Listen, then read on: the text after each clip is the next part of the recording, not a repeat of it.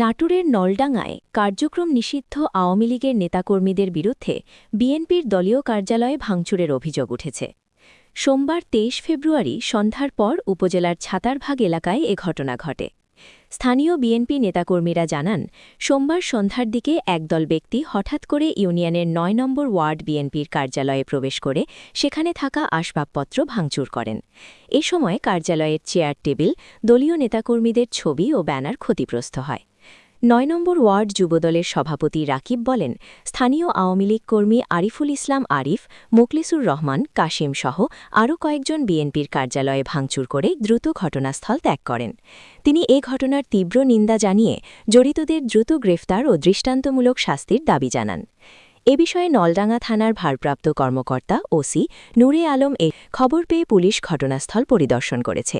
ঘটনাটি তদন্ত করে প্রয়োজনীয় আইনগত ব্যবস্থা নেওয়া হবে। তবে এখনও এ ঘটনায় কোনো লিখিত অভিযোগ পাওয়া যায়নি।